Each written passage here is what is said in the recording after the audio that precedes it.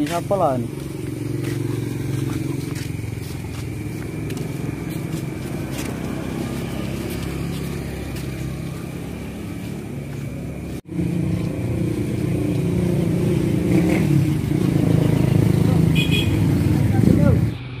Kak, kak,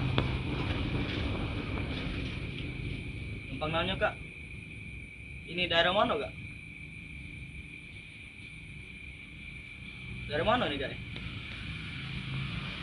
Aku nak ke cari apa? Gang bahagia. Di mana? Tahu dah kamu kak? Kok baik? Tahu deh. Oi kak, kak, kamu ke mana kak?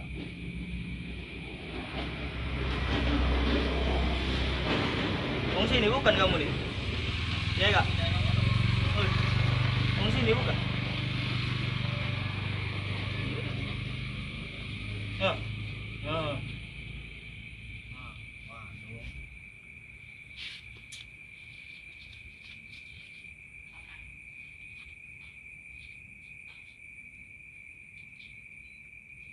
Oi kak, zaman sekarang nih, antak corona nih, saro nih kan.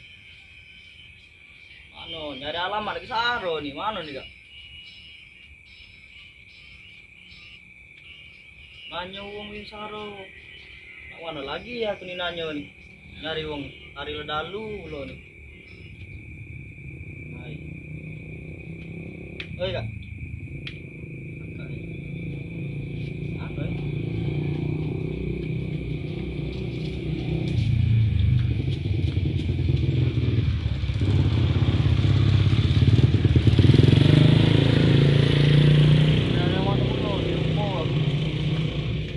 Mobil dulu hampir tadi. Mana nih? Mobil su. Capek dulu. Jauh jalan aku kak tadi. Stop aku. Macet panjang. Mati jauh loh lerang aku kak. Betul-betul ada mobil mau main-main. Oi.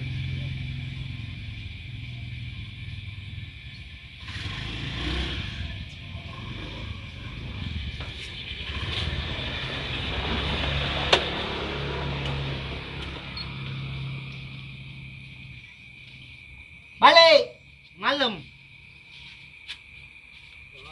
Gua malam aja gawe. Apa? Kakak ini. Astagfirullahaladzim. Aku bertanya panjang lebar. Buyan gak jadi. Buyan lu lah. Tapi kau ngomong itu tadi. Ya ilah. Ibu Yanian emang zaman sekarang nih. Udah besaro, nyari lagi aku nih.